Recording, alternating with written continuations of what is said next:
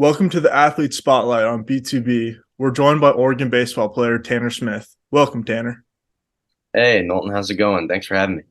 Good man. Thanks for coming. So, Tanner, you play at baseball Oregon. You are a two-time All-American, and this is going to be your last season there. What are you most looking forward to this season? I mean, no, that's a great question. It's so open-ended. I mean, I think what I'm most looking forward to has got to be all the memories I'm gonna make with all the boys. Mm-hmm. Playing college baseball yourself, you obviously know the stories that are Yeah, made and memories that you'll remember forever. definitely. Yeah, and you've had a really good career there, and breaking records and everything. But you were highly recruited out of high school, offers from everywhere around the country.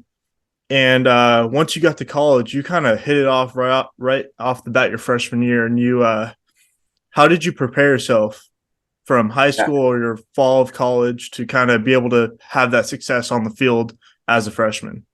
yeah. It's a hell of a question as well. I think you kind of said it within the question. It really all came down to preparation.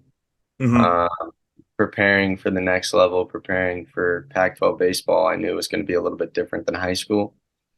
And luckily enough, I came into to Oregon with like some of the best coaches Yeah, around, Hall of Fame coaches, and those guys kind of showed me the philosophy, the way to prepare, and kind of develop myself.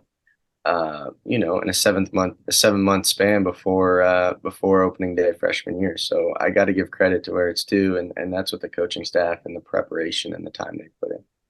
definitely. I remember because I was actually recruited by Coach Waz when he was Yeah, at Purdue, but when I was supposed to be a freshman there, he went to Oregon, and you've been playing under him since. So kind of like that tie right there. yeah, But yeah, you're heading into Oregon, but you're heading to your last season at Oregon, being a record holder of hits, multiple hit games, doubles, and at bats, as well as a career record for at bats. What do you think kind of led to that success on the field? Was it kind of just you being out there and being able to play the game you love, or was it the hard work in the cages?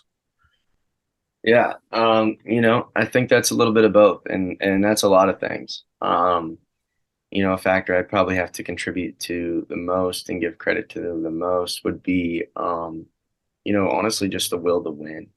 Yeah. It's going down, and luckily enough we're able to play a game where we play a lot in a season where we play 56 games. And I think a big separation factor is just showing up every day, having Mm-hmm. the mindset of how am I going to be at my best, and how is the team I'm on going to win this game. Right. And so having that mindset on a day in day out basis, I think um you know obviously with a lot of hours behind the scene working, contributes to stuff like that, and makes that work pay off. Yeah, definitely. And we know baseball players are very superstitious. They have their rituals, their pre-game rituals that even lead up to a couple days before the game. Yeah. Do you have any any specific rituals that you have leading up to to a game or a series? No, I would say I'm superstitious in a weird way. Yeah. I don't have the lucky underwear, or stuff like that. I think for me, a big superstition that I have is probably the energy drink flavor. Really? And the pregame energy drink. I like to stick with what flavors are hot, what flavors are putting out a good performance. And when one flavor seems to be dying down on me, I think it's time to switch it up. So I think that's probably my biggest but easiest superstition. I feel like I kind of had that when I was playing too. Right on. But yeah, so being at Oregon, coming into your fifth year there, you've probably played at so many amazing, cool places and cool experiences. What's your favorite place that you've ever played at, Uh, including high school, college, summer ball, just your whole life? oh wow, that's a good question. Um, Colleges, obviously a lot of it is based off atmosphere. Mm-hmm. Uh, so there's been some some incredible colleges and campuses I got to play at. But I think the best, which is a no doubter, is probably Angel Stadium. Yeah, Uh, it's the only big league park I've played in to this day, and so I was 12 years old at the time, but I remember it just like it was yesterday. That's how cool it was for me. kind of growing up watching the Angels play, being from Orange County, and then being able Right. to play in that stadium, looking at like the seats where you used to sit in. That must have been a really cool experience. Yeah, no doubt. You know how it is for us OC boys, Yeah, an angel game is not, it's not a rare thing. We head over there all the time growing up. So it was pretty definitely. cool, being able to play on the field that you spent countless amount of days, just staring at. Mhm. So, kind of moving off of baseball now. Okay. I know you're a big sneakerhead, and Yeah. now being at Oregon, one of the probably biggest Nike schools, biggest sneaker schools. How has that kept your passion going? And are there any sneakers that stand out to you or that are your favorite? Yeah. It's crazy. The whole sneaker story is just it's a long one. And that's a good question because it turns out perfectly today. Of course, I didn't bring them home, but we got back in the locker room with the unbelievable shoe box, organed out shoe box with some cool Oregon shoes in them. And that just contributes to the passion. Like you said, I'm Yeah. playing at a school that just um, as everybody knows, it's the University of Oregon. They have, top of the line stuff and being under Nike, obviously, how the shoe world works and some of the amazing stuff they're able to put out there. And I think that's what started the passion and what's kept it fueling. Yeah, definitely. Being at when I was at Purdue, we were Nike, and here at Kansas, I was Adidas. So I kind of got to experience that both. But And a taste of the both. yeah, we get the on field turfs and the workout shoes for the gym. But you guys at Oregon, they hook it up. Phil Knight really gets you Yeah. guys some really good sneakers. Yeah, and I think that's probably why they call him Uncle Phil around here. And Yeah. and like you said, all credit goes to him and the love he has for this university and the love he has behind Nike and the bridge between Hmm. the.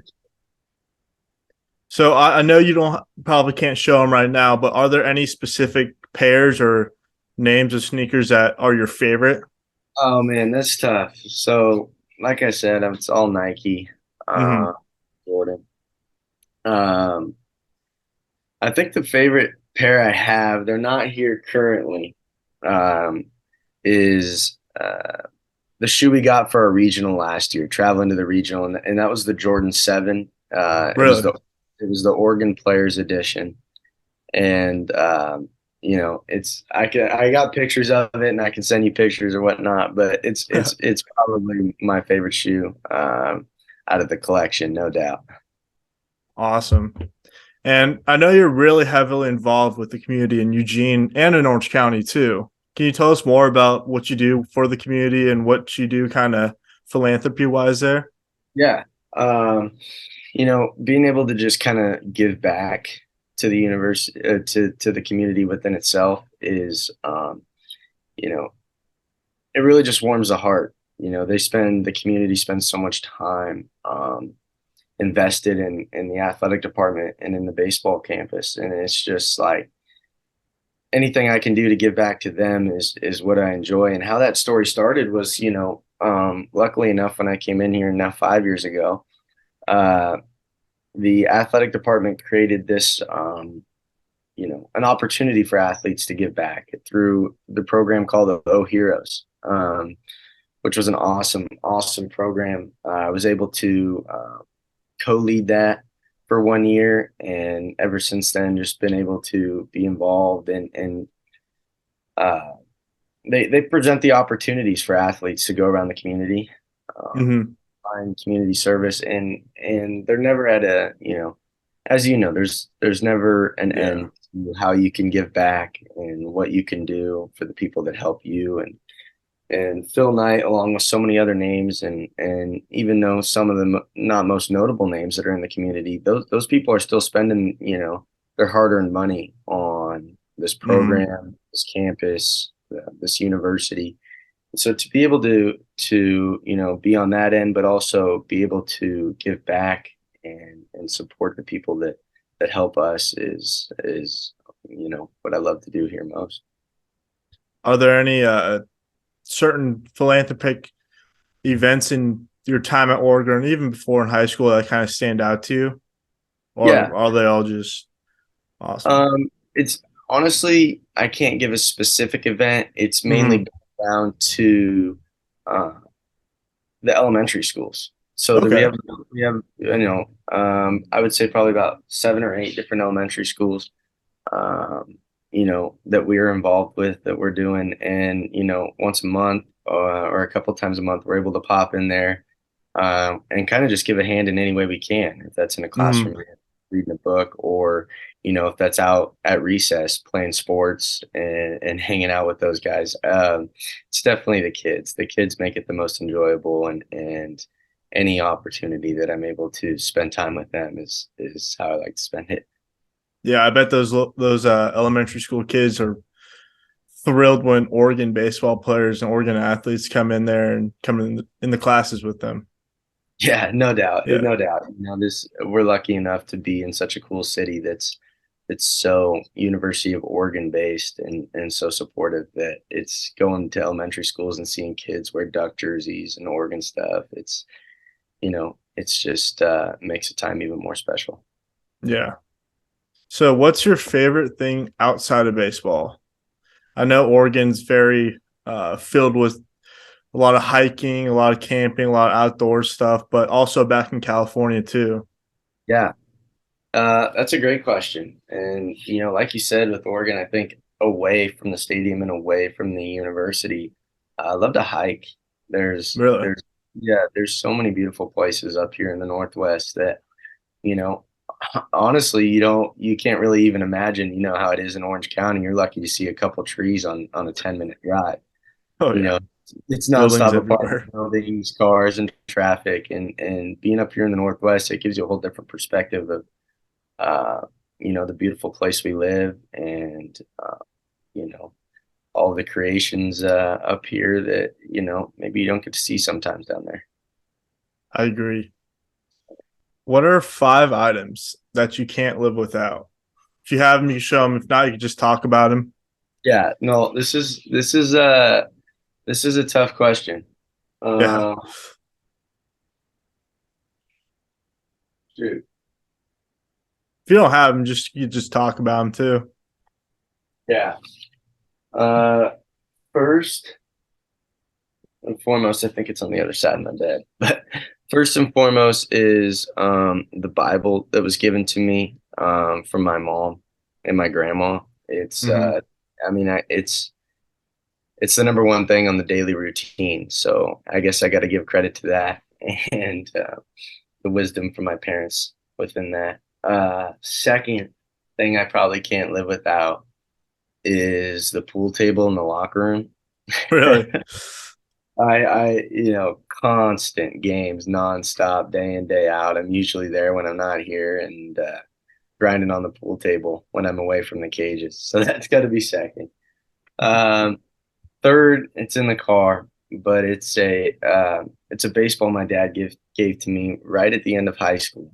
And it's all scripted, and there's a couple beautiful graphics on it with a message from him. That sits front in my car.